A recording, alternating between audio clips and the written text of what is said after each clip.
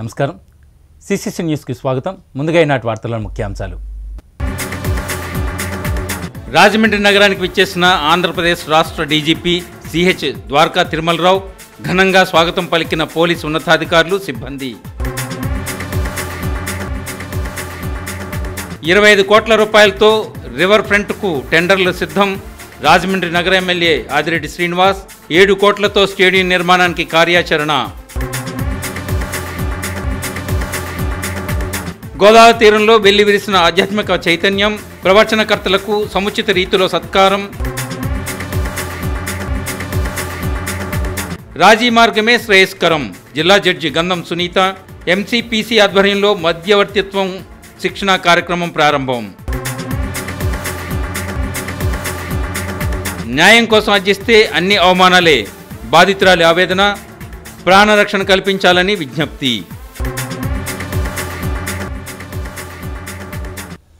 Andhra Pradesh deputy CM Pawan Kalyan agency పర్యటనలో భద్రతాపరంగా ఎలాంటి లోపాలు లేవని ఏపీ డీజీపీ ద్వారకా తిరుమలరావు స్పష్టం చేశారు. AP deputy CM Pawan Kalyan భద్రతపై ప్రతి అంశాన్ని సీరియస్గా తీసుకుంటామని అన్నారు. ఉప ముఖ్యమంత్రి ఇంటిపై డ్రోన్ ఎగరవేయడంపై విచారణ చేస్తామని, పవన్ ఇంటిపై డ్రోన్ ఎగిరిందా లేదా అన్నది నిర్ధారిస్తామని తెలిపారు. ఇక పవన్ కళ్యాణ్ ఏజెన్సీ పర్యటనలో భద్రతాపరంగా ఎలాంటి లోపం లేదని స్పష్టం చేశారు. పవన్ కళ్యాణ్ పర్యటన తర్వాత వచ్చిన వ్యక్తి ఎవరనే విషయంపైన విచారణ జరుగుతోందని డీజీపీ ద్వారకా తిరుమలరావు వెల్లడించారు. ఈ రోజు ఉదయం రాజమండ్రిలో డీజీపీ పర్యటించారు. ఈ సందర్భంగా పోలీస్ శాఖ ఆధ్వర్యంలో ఏర్పాటు చేసినటువంటి పెట్రోల్ బంక్ను ఆయన ప్రారంభించారు. అనంతరం మాట్లాడిన డీజీపీ పవన్ భద్రతా అంశాన్ని సీరియస్గా విచారణ చేసినట్లు తెలిపారు. పవన్ ఇంటిపై డ్రోన్ కెమెరా ఎగిరిన ఘటనపై పోలీస్ శాఖ సీరియస్గా దర్యాప్తు చేస్తోందని, నిన్న సాయంత్రానికి విచారణ పూర్తి కావాల్సి ఉందన్నారు. డ్రోన్ ఎగరడంపై పోలీసులు ముఖ్యమైన సమాచారాన్ని సేకరించారని తెలిపారు. అయితే ఈ రోజు కూడా విచారణ కోసం కొంత సమయం కావాలని పోలీసులు అడిగారని, నేటి సాయంత్రానికి డ్రోన్ కెమెరా ఎగిరిన అంశానికి సంబంధించి మొత్తం విచారణ పూర్తవుతుందని డీసీపీ తెలిపారు. ఈ డ్రోన్ విషయం అనేది యాక్చువల్గా డ్రోన్ ఎగిరిందా లేదా మేము కనుక్కోవాలా. ఏదైనా చూసి డ్రోన్ అనుకున్నారు అక్కడ ఉన్న వాళ్ళు. ఎందుకంటే అక్కడ ఉన్న వాళ్ళు ఎవరు ఆ రోజు చెప్పినటువంటి వాడు ఒక ఆర్ఎస్ఐ తప్పించి అంతకన్నా సీనియర్ లేరు. సో అది డ్రోనేనా కాదా అని కూడా తెలుసుకోవాల్సింది. అక్కడ డ్రోన్ ఫ్లై చేసే అవకాశం ఎవరు ఉందో చాలా విశదంగా చాలా విచారించినాకే ఒక కంక్లూషన్కి వస్తాం. అది వాళ్ళు సాయంకాలానికి అయ్యే అవకాశం ఉంది. అక్కడ జరిగిన విషయం ఏంటంటే ప్రోగ్రామ్ అయిపోయినాక జరిగిన విషయం అది కూడాను. ప్రోగ్రామ్ అయిపోయాక ప్లేక్ దగ్గర పోయి ఇప్పుడు ప్రోగ్రామ్ అయిపోయాక కూడా పోయి నిలబడ్డాడు అనుకోండి, ఏం చేస్తుంది దానికి? ఓ పిచ్చోడు నిలబడచ్చు, మంచోడు నిలబడచ్చు, దొంగ నిలబడచ్చు. అట్లా ఏదైనా జరగడం తప్పించి ఎందుకు జరిగింది అని చూస్తున్నాం. ఆ ప్రోగ్రాంలో మాత్రం ఏదైనటువంటి సెక్యూరిటీ ల్యాబ్స్ జరగలేదు మన ఏజెన్సీ ఏరియాలో కూడా. ఏది అయినప్పటికీ ప్రతి చిన్నదాన్ని ప్రతి విషయాన్ని మేము చాలా సీరియస్గా తీసుకుంటాం. రాజమండ్రిలో పోలీస్ పెట్రోల్ బంక్, నూతన పోలీస్ పెరేడ్ గ్రౌండ్ను ఆంధ్రప్రదేశ్ రాష్ట్ర డీజీపీ ద్వారకా తిరుమలరావు లాంఛనంగా ప్రారంభించారు. ఈ కార్యక్రమానికి విచ్చేసిన ఆంధ్రప్రదేశ్ రాష్ట్ర డీజీపీ సిహెచ్ ద్వారకా తిరుమలరావుకు పలువురు పోలీస్ ఉన్నతాధికారులు ఘనంగా స్వాగతం పలికారు. ఈ కార్యక్రమంలో Eluru range IG GVG Ashok Kumar, తూర్పుగోదావరి జిల్లా SP D Narasimhakishore, additional SP NBM Muralikrishna, Alluri Venkata Subbaraju, L Arjun, L Chenchireddy, DSP B Ramakrishna, inspector Srinivasarao, ఇతర పోలీస్ అధికారులు, సిబ్బంది పాల్గొన్నారు. నేను ప్రజలకు చెప్పేది ఎలా ఏంటంటే, మా petrol pump I can assure you quality wise కానీ క్వాంటిటీ వైజ్ కానీ, అంటే లీటర్ కొడితే లీటర్ కరెక్ట్గా వస్తుంది, అదేవిధంగా క్వాలిటీ కూడా కరెక్ట్గా ఉంటుంది. కాబట్టి దయచేసి మా పోలీస్ పెట్రోల్ పంపుని ఆదరించండి. మీకు మంచి క్వాలిటీ దొరికే అవకాశం ఉంటుంది. అదేవిధంగా ఒక పోలీస్ శాఖని ఇంకా నేను చెప్పినట్టుగా ప్రజలకు కూడాను కొంతమంది సహాయం చేసే వాళ్ళు అవుతారని చెప్పి అందరూ తెలియదు. ఈ నెల 23వ తేదీన రాజమండ్రిలో మెగా రక్తదాన శిబిరాన్ని విజయవంతం చేయాలని రాజమండ్రి నగర ఎమ్మెల్యే ఆదిరెడ్డి శ్రీనివాస్ పిలుపు ఇచ్చారు. తెలుగుదేశం పార్టీ జాతీయ ప్రధాన కార్యదర్శి, రాష్ట్ర మంత్రి నారా లోకేష్ పుట్టినరోజును పురస్కరించుకుని ఈ నెల 23వ తేదీన రాజమండ్రిలో మెగా రక్తదాన శిబిర ఏర్పాట్లు చేసినట్లు రాజమండ్రి సిటీ ఎమ్మెల్యే ఆదిరెడ్డి శ్రీనివాస్ తెలిపారు. ఎన్టీఆర్ ట్రస్ట్, గోరంట్ల శాంతారాం ఫౌండేషన్ ఆధ్వర్యంలో ప్రియాంక గార్డెన్స్ లో రక్తదాన శిబిరం జరుగుతుందని తెలిపారు. రక్తదానం చేసి ప్రాణదాతలు కావాలని పిలుపునిచ్చారు. మీడియా సమావేశంలో ఆయన మాట్లాడుతూ అదే రోజు అమరావతి భవానీ చారిటబుల్ ట్రస్ట్ ఆధ్వర్యంలో యువతకు స్కిల్ డెవలప్మెంట్ తదితర అంశాలపై శిక్షణా కార్యక్రమానికి శ్రీకారం చుడుతున్నట్లు తెలిపారు. 100 రోజుల శిక్షణా కార్యక్రమంలో పాల్గొనే యువత 20,000 చెల్లించాలని, 5,000 అభ్యర్థులు చెల్లిస్తే 15,000 తమ భవానీ చారిటబుల్ ట్రస్ట్ ద్వారా కడతామని తెలిపారు. యువత నైపుణ్యాలకు తగినట్లుగా ఉద్యోగ ఉపాధి అవకాశాలు కల్పించే ఉద్దేశంతో ఈ శిక్షణా కార్యక్రమం నిర్వహిస్తున్నట్లుగా పేర్కొన్నారు. రాజమండ్రిని స్పోర్ట్స్ హబ్గా తీర్చిదిద్దుతున్నామని, 7 కోట్లతో స్టేడియం నిర్మాణానికి టెండర్లు పిలుస్తున్నామని, రివర్ ఫ్రంట్కు 25 కోట్లు టెండర్లు రెడీ చేస్తున్నట్లుగా వివరించారు. 7 నెలల కాలంలో రాజమండ్రి నియోజకవర్గంలో 90 కోట్లు విలువ చేసే పనులు పూర్తి చేస్తున్నామన్నారు. రాబోయే 30 సంవత్సరాల అవసరాలను దృష్టిలో ఉంచుకుని అభివృద్ధి పనులు చేపడుతున్నట్లుగా వివరించారు. పేపర్ మిల్లు కార్మికులకు మంచి అగ్రిమెంట్ చేస్తామని, ఇండస్ట్రియల్ సెక్రటరీ యువరాజ్ ఇదే పని మీద ఉన్నారని, కమిషనర్ కార్తికేయ మిశ్రాతో తాను మాట్లాడినట్లు ఎమ్మెల్యే ఆదిరెడ్డి శ్రీనివాస్ వివరించారు. యువనేత లోకేష్ సమర్థతకు డిప్యూటీ సీఎం కన్నా ఉన్నత పదవి రావాలని తాను వ్యక్తిగతంగా కోరుకున్నట్లు వివరించారు. ఈ విలేకరుల సమావేశంలో ఏపీ సెట్టిబిళ్ల సంక్షేమ అభివృద్ధి corporation chairman Kudipudi Satyababu, TDP రాష్ట్ర కార్యదర్శి కాస నవీన్ కుమార్, టీఎన్టీఈసీ రాష్ట్ర ప్రధాన కార్యదర్శి వర్రే శ్రీనివాస్, తాడేపల్లిగూడెం పరిశీలకులు నక్కా చిట్టిబాబు, రాజమండ్రి పార్లమెంట్ కమిటీ ఉపాధ్యక్షులు మజ్జిరాంబాబు, నగర టీడీపీ అధ్యక్షులు రెడ్డి మణేశ్వరరావు, ప్రధాన కార్యదర్శి బుడ్డిగిరాధ, కార్యనిర్వాహక కార్యదర్శులు ద్వారా పార్వతీ సుందరి, మరుకుర్తి రవి యాదవ్, రాజమండ్రి పార్లమెంట్ కమిటీ అధికార ప్రతినిధి దాస్యం ప్రసాద్, రాజమండ్రి పార్లమెంట్ మహిళా కమిటీ అధ్యక్షురాలు మాలే విజయలక్ష్మి, నగర మహిళా కమిటీ అధ్యక్షురాలు కోసూరు చండీప్రియ, అంగన్వాడీ రాష్ట్ర అధికార ప్రతినిధి కప్పల వెలుకుమారి, నగర ఎస్ఎస్ఎల్ అధ్యక్షులు చాపల చినరాజు, 11వ division in-charge Kantipudi Rajendra Prasad, BJP నాయకులు బోరా రామచంద్రయ్య తదితరులు పాల్గొన్నారు. ఈరోజు మీరు చూడండి, కార్యకర్తలకు ఏదైతే సంక్షేమ నిధి అన్నది పెట్టి కార్యకర్తల కోసం ఆలోచించే ఏకైక ఏదైతే రీజనల్ పార్టీ తెలుగుదేశం పార్టీ. దీన్ని తీసుకొని ఆదర్శంగా మరిన్ని పార్టీలు ఈరోజు ఇన్సూరెన్స్ అన్ని ప్రారంభించారు. కానీ మొట్టమొదటిగా రీజనల్ పార్టీగా ప్రారంభించింది తెలుగుదేశం పార్టీ కార్యకర్తలకి ఇన్సూరెన్స్ అన్నది. దాంతోపాటు ఈరోజు 1 కోటి సభ్యత్వాలు అవ్వడం అంటే చిన్న విషయం కాదు. ఏదో అంటా ఉన్నారు ప్రలోభాలు పెట్టి ఇది వస్తేనే సంక్షేమ కార్యక్రమాలు వస్తాయని. ఒక్కరితో అనిపించమనండి, తీసుకున్న వాళ్ళు ఎవరినైనా ఒక్కరినైనా సరే సభ్యత్వం తీసుకున్న వాళ్ళకి నిన్నేనా ప్రలోభ పెట్టారా, నీకు ఏదైనా నువ్వు స్వచ్ఛందంగా తీసుకున్నావు అని అడగండి. ఈయన ఎప్పటికప్పుడు ఒక యువగలం ద్వారా ఏదైతే రాష్ట్రంలో ఉన్న అనేకమైన ప్రాంతాల్లో ఉన్న సమస్యలను అవగాహన చేసుకున్నారు. నిన్ననే చూసాం కర్నూలు దగ్గర. మధ్యవర్తిత్వం రాజీ ప్రాజెక్టు కమిటీ ఎంసీపీసీ ఆధ్వర్యంలో కేసుల సత్వర పరిష్కారానికి ఈ నెల 20వ తేదీ నుంచి 24వ తేదీ వరకు జ్యుడిషియల్ అధికారులకు, అడ్వకేట్లకు శిక్షణ అందిస్తున్నామని జిల్లా ప్రధాన న్యాయమూర్తి గంధం సునీత వెల్లడించారు. స్థానిక జిల్లా కోర్టులో జిల్లా లీగల్ సర్వీసెస్ అథారిటీ సమావేశ మందిరంలో రాజీ ప్రాజెక్టు కమిటీ ఆధ్వర్యంలో జిల్లాలోని జ్యుడిషియల్ అధికారులకు, న్యాయవాదులకు మధ్యవర్తిత్వం యొక్క కాన్సెప్ట్ టెక్నికల్పై ఈ నెల 20వ తేదీ నుంచి 24వ తేదీ వరకు కార్యక్రమం నిర్వహిస్తున్నారు. ఈ శిక్షణా కార్యక్రమంలో జిల్లా జడ్జ్ గంధం సునీత ముఖ్య అతిథిగా పాల్గొని కార్యక్రమాన్ని ప్రారంభించారు. ఈ సందర్భంగా జిల్లా ప్రధాన న్యాయమూర్తి గంధం సునీత మాట్లాడుతూ గౌరవ రాజీ మార్గం అనే అంశంపై జ్యుడిషియల్ అధికారులకు, అడ్వకేట్లకు అవగాహనతో కూడిన శిక్షణ అందించడం జరుగుతోందని తెలిపారు. ఇందులో భాగంగా ఎంసీపీసీ యాక్ట్ ప్రకారం 2023 ప్రొవిజన్ ప్రకారం జ్యుడిషియల్ అధికారులకు, అడ్వకేట్లకు శిక్షణ అందిస్తున్నట్లుగా వివరించారు. కోర్టు సంబంధిత కేసుల్లో పరిష్కారం కోసం 4 విధాలు ఉన్నాయని తెలిపారు. ఇందులో మధ్యవర్తిత్వం, రాజీ మార్గం, లోక్ అదాలత్ కూడా 2 అంశాలుగా ఉన్నాయని వివరించారు. ఈ విధానం ద్వారా త్వరితగతిన కేసులు పరిష్కారమయ్యే అవకాశం ఉన్నందున హైకోర్టు సూచనల మేరకు జ్యుడిషియల్ అధికారులకు, అడ్వకేట్లను నామినేట్ చేసిన కేసులను పరిష్కరించే విధంగా కృషి చేయడం జరుగుతుందన్నారు.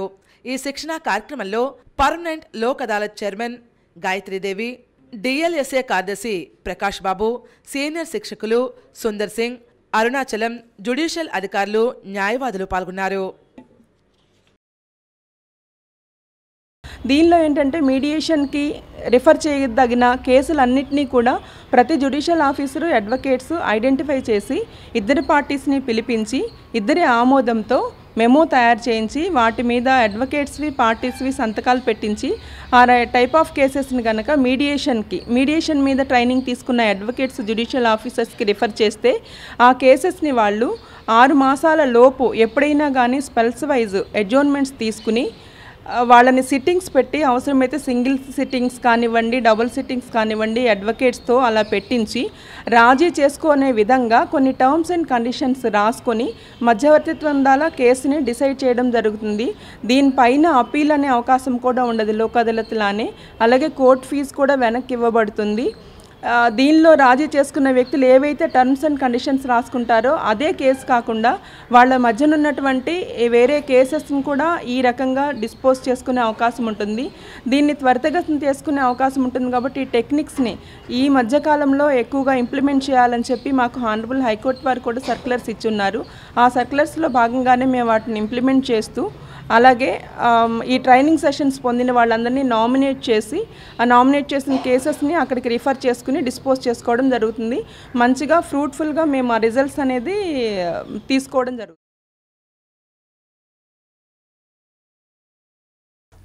ఆధ్యాత్మికతలో ఉన్న శాస్త్రీయతను గుర్తించి ఆత్మజ్ఞానం పొంది సేవ ప్రేమ అలవర్చుకోవడానికి నిరంతరం సాధన చేయాలని పద్మశ్రీ మహాసహస్రావధాని డాక్టర్ గరికపాటి నరసింహారావు పిలుపునిచ్చారు.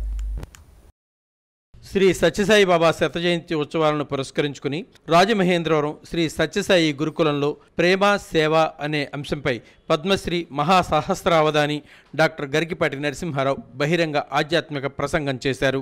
నేను నాది అనే అహంకారాన్ని దూరం చేసుకుంటే స్వార్థరహిత సేవ ద్వారా ఆధ్యాత్మిక ఆనందాన్ని పొందవచ్చునని, ఎన్ని చదువులు చదివినా బ్రహ్మజ్ఞానం లేనప్పుడు ఆ చదువుకే సార్థకత ఉండదని అన్నారు. వృద్ధాప్యం గురించి బాధపడకుండా వార్ధక్యాన్ని ఒక వరంగా భావిస్తూ ఒంటరిగా గత జ్ఞాపకాలను స్మరించుకుంటూ ఆధ్యాత్మిక పయనం సాగించడానికి కృషి చేయాలన్నారు. డబ్బు, పొగట్ట, భయం వంటి వాటికి దూరంగా ఉండాలని, నీ గురించి నీవే ఆలోచించి కష్టాన్ని కూడా సుఖంగా మార్చుకోవాలని, ఉన్నదానిలో సంతృప్తి చెందడమే వైరాగ్యమన్నారు. ఉచిత పథకాలు వదిలిపెట్టి ఉపాధి కల్పన కల్పించడానికి ప్రభుత్వాలు కృషి చేయాలని విజ్ఞప్తి చేశారు. చిత్తశుద్ధితో చేసే ఏ పనైనా మోక్షాన్ని అందిస్తుందని, పండుగలు, పూజలు హిందూ సంస్కృతి సాంప్రదాయాలలో ఉన్న అంతరార్థాలను గుర్తించి వ్యతిరేక భావాలను తొలగించి అనుకూల భావాలతో సేవ, ప్రేమ మార్గంలో జీవించాలని అన్నారు. మానవతా విలువలతో కూడిన విద్యా విధానాన్ని సమాజానికి అందించడంలో సత్యసాయి ఒక్కరే వెలుగుబాట చూపారని అన్నారు. ఈ కార్యక్రమంలో తూర్పుగోదావరి జిల్లా అధ్యక్షుడు బులుసు వెంకటేశ్వర్లు, శ్రీ సత్యసాయి సేవా సంస్థల కాకినాడ, తూర్పుగోదావరి, కోనసీమ జిల్లాల అధ్యక్షులు యార్లగడ్డ గోవిందరాజులు, బులుసు వెంకటేశ్వర్లు, అడబాల వెంకటేశ్వరరావు, శ్రీ సత్యసాయి గురుకులం కరస్పాండెంట్ అయోధ్యల శ్యామ్ సుందర్, ప్రిన్సిపల్ గురవయ్య, ప్రముఖ వైద్యులు గోలి రామారావు, డాక్టర్ కె ప్రభాకర్, ఆల్కట్ మందిరం అధ్యక్ష కార్యదర్శులు దండబుడి గిరిధర్ తదితరులు డాక్టర్ గరికపాటిని ఘనంగా సత్కరించారు. ఈ సందర్భంగా రంగంపేటకు చెందిన ప్రముఖ సైకత శిల్ప దేవుని శ్రీనివాస్ సబ్బుబిళ్లపై గరికపాటి ముఖ చిత్రాన్ని చిత్రీకరించి బహూకరించారు. వారి జీవితమే మనందరికీ ఒక సందేశం. ఆ సందేశ సారాంశాన్ని అందించటమే ఈ కార్యక్రమం యొక్క లక్ష్యం. తూర్పుగోదావరి జిల్లా సత్యసాయి సేవా సంస్థలు అనేక సేవా కార్యక్రమాలు నిర్వహిస్తున్నాయి. పూర్తి పారదర్శకంగా, పూర్తి సేవా దృక్పథంతో వైద్య సేవలు, నారాయణ సేవలు, మంచినీటి సరఫరా, విద్యా, ఆధ్యాత్మిక సేవా కార్యక్రమం.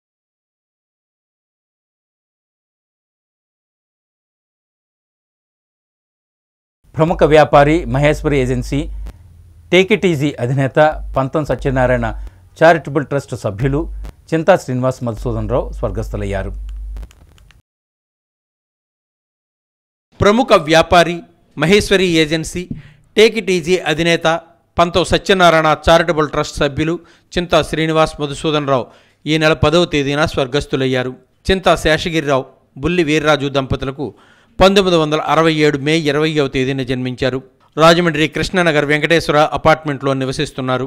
Maheshwari agency take it easy restaurant అధినేత, Vicks, Gold Spot, Gillette, Pepsi, Frooti, Coca Cola, Tata, Docomo, RC Cola వ్యాపారం చేసేవారు. ఎన్నో కంపెనీలకు ఏజెంట్గా ఉండేవారు. చింతా శ్రీనివాస్ మధుసూదన్ రావు జిల్లెట్, మధు, పెప్సీ మధుగా సుపరిచితులు. రాజమండ్రి గోదావరి గట్టు విద్యుత్ కార్యాలయం సమీపంలో శివవీరభద్ర రజక సంఘం కమ్యూనిటీ హాలులో పెద్ద కార్యం నిర్వహించారు. అందరినీ ఆత్మీయంగా అన్నా అని పలకరిస్తూ సమాజంలో ప్రతి సేవా కార్యక్రమంలో పాల్గొనే చింతా శ్రీనివాస్ మధుసూదన్ రావు అకాల మరణానికి చింతిస్తూ పలువురు సంతాపం వ్యక్తం చేశారు. ఆయన చిత్రపటానికి పుష్పాంజలి ఘటించారు. కుటుంబ సభ్యులకు సానుభూతిని తెలియజేశారు. చింతా శ్రీనివాస్ మధుసూదన్ రావు పవిత్ర ఆత్మకు శాంతి చేకూరాలని ప్రార్థించారు. ఈ కార్యక్రమంలో రాజమండ్రి నగర ఎమ్మెల్యే ఆదిరెడ్డి శ్రీనివాస్, పంతం సత్యనారాయణ, చారిటబుల్ ట్రస్ట్ చైర్మన్ పంతం కొండలరావు, గంధం భైరవస్వామి, రాచకొండ కాశీ, బాబ్జీ, ఆర్సీ ఫోటోగ్రఫీ సిబ్బంది, కుటుంబ సభ్యులు, భార్య బొందిలి ఉమామహేశ్వరిబాయి, కుమారుడు చింతా వివికే గిరిధర్నాథ్ రాజు, కోడలు నాన్సీ, మనుమలు దియా, రన్వి, కుమార్తె చింతా ఎల్ఎస్వి తేజస్విని తదితరులు పాల్గొన్నారు.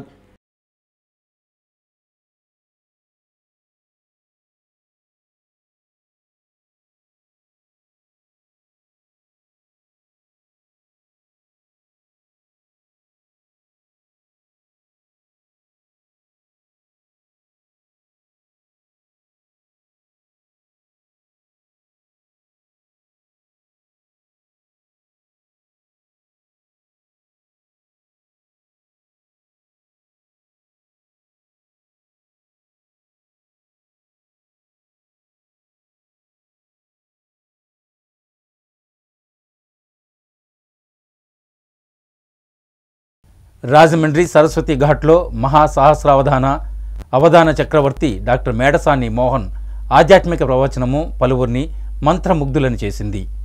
రాజమహేంద్రవరం గోదావరి గట్టు సరస్వతి ఘాట్ శ్రీ జ్ఞాన సరస్వతి పీఠం ఆధ్వర్యంలో సరస్వతి వైభవం కార్యక్రమం జరిగింది.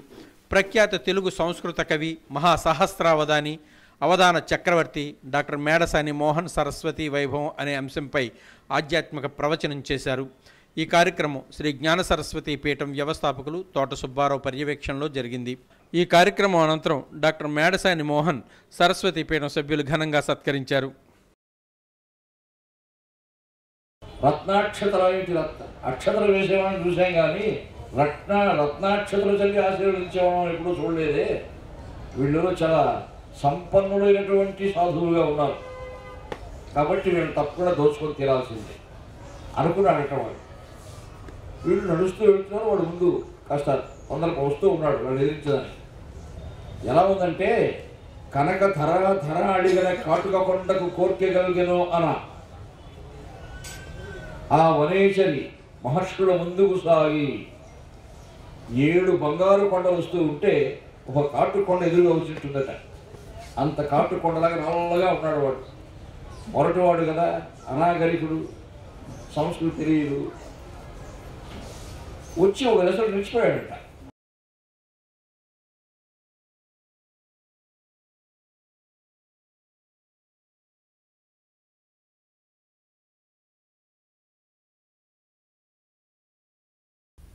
రాజమండ్రి వీధుల్లో బస్సుల వేగానికి పలువురు ప్రమాదాలకు గురవుతున్నారు. రాజమండ్రి ఆర్ట్స్ కళాశాల వద్ద జరిగిన ప్రమాదంలో 2 అక్కడికక్కడే మృతి చెందారు. రాజమండ్రి నగరంలో బస్సులు పరిమితికి మించిన వేగంతో దూసుకుపోతున్నాయి. ప్రైవేటు ట్రావెల్స్ బస్సులు మితిమీరిన వేగంతో వెడుతున్నాయి. నగర పరిధిలో 30 కిలోమీటర్ల వేగానికి మించి ప్రయాణించరాదు. అయినప్పటికీ బస్సులు చిన్న చిన్న రోడ్లపై కూడా వేగం తగ్గడం లేదు. జంక్షన్లు, అనుసంధానమైన వీధులు ఇలా ఎన్నో నగర పరిధిలో ఉంటాయి. పలువురు వెంట్రుక వాసిలో తప్పించుకుంటున్నారు. ఆదివారం రాత్రి రాజమండ్రి ఆర్ట్స్ కళాశాల వద్ద జరిగిన ప్రమాదంలో 2 అక్కడికక్కడే మృతి చెందారు.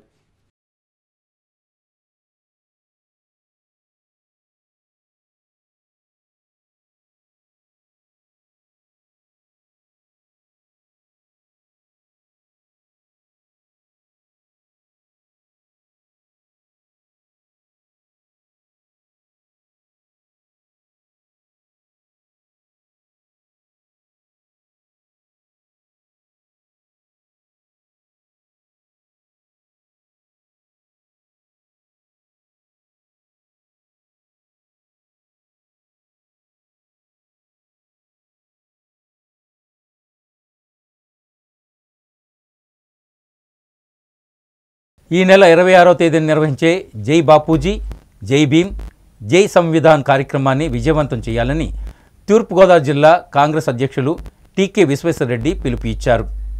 రాజమండ్రి ప్రెస్ క్లబ్లో తూర్పుగోదావరి జిల్లా కాంగ్రెస్ అధ్యక్షులు టీకే విశ్వేశ్వరరెడ్డి మీడియా ప్రతినిధుల సమావేశంలో మాట్లాడారు. ఈ నెల 26వ తేదీన కంబాల్జర్ సెంటర్లో బాపూజీ విగ్రహానికి పూలదండలు వేసి ఘనంగా నివాళులర్పిస్తున్నామన్నారు. అక్కడి నుంచి ప్రదర్శనగా బయలుదేరి గోకవరం బస్టాండ్ సెంటర్కు చేరుకుంటామని తెలిపారు. డాక్టర్ బిఆర్ అంబేద్కర్ విగ్రహం వద్ద జై భీమ్ జై సంవిధాన్ కార్యక్రమం నిర్వహిస్తున్నామని పేర్కొన్నారు. ఈ కార్యక్రమంలో కాంగ్రెస్ పార్టీ అగ్రనేతలు కూడా పాల్గొంటారని వివరించారు. ప్రతి ఒక్కరూ ఈ కార్యక్రమాన్ని విజయవంతం చేయాలని కోరారు. జై బాపూజీ జై భీమ్ జై సంవిధాన్ కార్యక్రమాన్ని కార్యక్రమంలో భాగంగా ఆవిష్కరించడం జరిగింది. ఈ కార్యక్రమంలో కాంగ్రెస్ నాయకులు మార్టిన్ లూథర్, మోతా శారద, అబ్దుల్లా షరీఫ్ తదితరులు పాల్గొన్నారు. జై బాపూజీ జై భీమ్ జై సంవిధాన్ జై బాపూజీ అని చెప్పి బాపూజీ విగ్రహం దగ్గర ర్యాలీ స్టార్ట్ అవుతుంది. జై భీమ్ అని చెప్పి అంబేద్కర్ విగ్రహం దగ్గర ర్యాలీ ఎండ్ అవుతుంది. జై సంవిధాన్ అని చెప్పి మన రాజ్యాంగం గురించి అక్కడ వచ్చిన పెద్దలందరూ కూడా మాట్లాడటం జరుగుతుంది. ముఖ్యంగా ఇది చేయడానికి కారణం ఏంటంటే మరి ఏదైతే అమిత్ షా గారు పార్లమెంట్ సాక్షిగా పార్లమెంట్లో బాబాసాహెబ్ అంబేద్కర్ గారిని అవమానకరించే విధంగా మాట్లాడాడో దానికి నిరసనగా ఈ నెల రోజుల కార్యక్రమం భారతదేశ వ్యాప్తంగా జరుగుతుంది.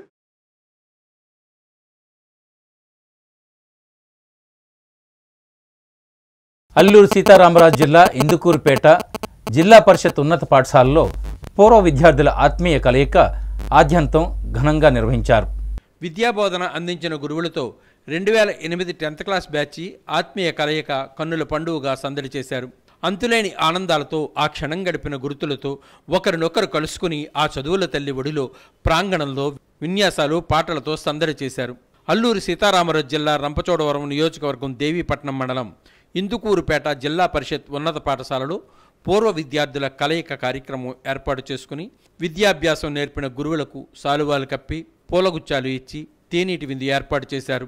ఈ సందర్భంగా పలువురు గురువులు మాట్లాడుతూ మేము మీతో గడిపిన క్షణాలు ఇంకా మరువలేదని, అదేవిధంగా మా స్టూడెంట్ ప్రతి ఒక్కరూ కూడా చిన్నదో పెద్దదో ఉద్యోగం వ్యాపారాలు చేసుకుంటూ మంచి స్థాయిలోకి రావడం మాకు ఎంతో గర్వంగా ఉందని గురువులు చెప్పారు. జేవి సోమయాజులు గారు అల్లు రామలింగయ్య మంచి యాక్టర్. ఆ సోమయాజులు గారికి ఒక సంగీత కచేరీ ఏర్పాటు చేశారు. అందరినీ పాల్గొట్టుగా విద్యార్థులకి ఉపాధ్యాయులకి సంబంధం వ్యవస్థలో తల్లిదండ్రులకి విద్యార్థులకి ఉపాధ్యాయులకి సంబంధించుకొని గత 15 సంవత్సరాలు చేసినటువంటి సేవకు గుర్తుగా మీరు మమ్మల్ని హైదరాబాద్ సినిమా నాకు గుర్తొచ్చింది. మీరు ఇంటికి వెళ్ళాక గూగుల్లో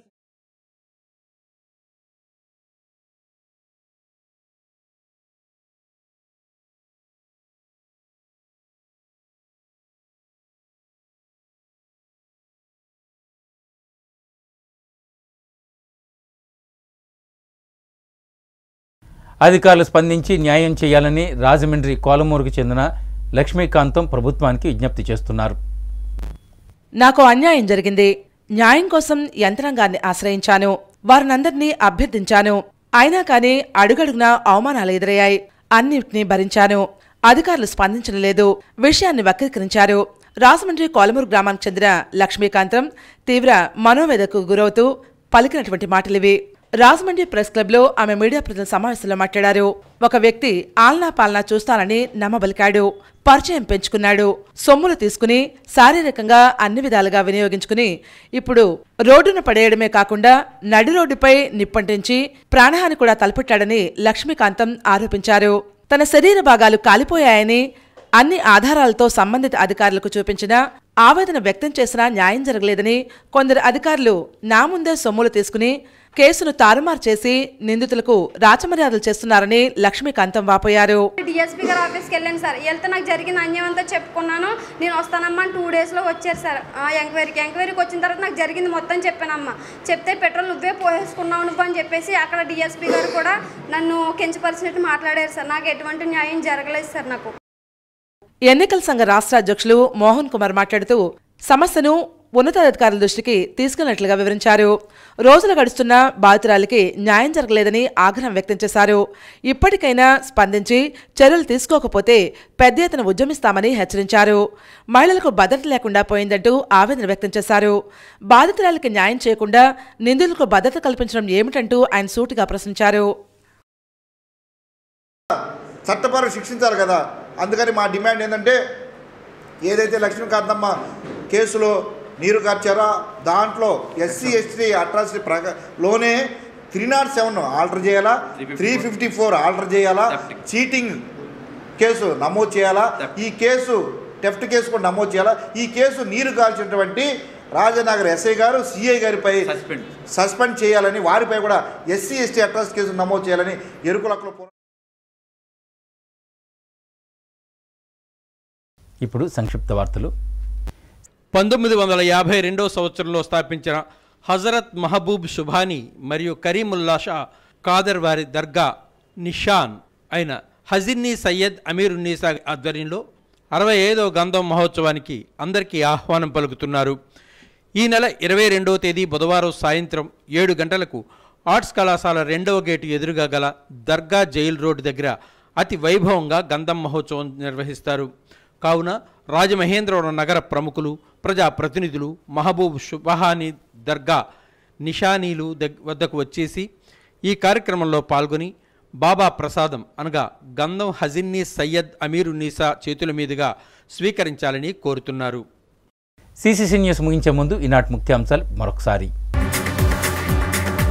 రాజమండ్రి నగరానికి విచ్చేసిన ఆంధ్రప్రదేశ్ రాష్ట్ర డీజీపీ సిహెచ్ ద్వారకా తిరుమలరావు ఘనంగా స్వాగతం పలికిన పోలీసు ఉన్నతాధికారులు, సిబ్బంది.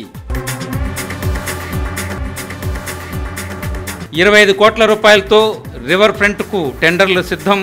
రాజమండ్రి నగర ఎమ్మెల్యే ఆదిరెడ్డి శ్రీనివాస్. 7 కోట్లతో స్టేడియం నిర్మాణానికి కార్యాచరణ. గోదావరి తీరంలో వెల్లి విరిసిన ఆధ్యాత్మిక చైతన్యం. ప్రవచనకర్తలకు సముచిత రీతిలో సత్కారం. రాజీ మార్గమే శ్రేయస్కరం. జిల్లా జడ్జి గంధం సునీత. ఎంసీపీసీ ఆధ్వర్యంలో మధ్యవర్తిత్వం శిక్షణా కార్యక్రమం ప్రారంభం. న్యాయం కోసం అర్జిస్తే అన్ని అవమానాలే. బాధితురాలి ఆవేదన.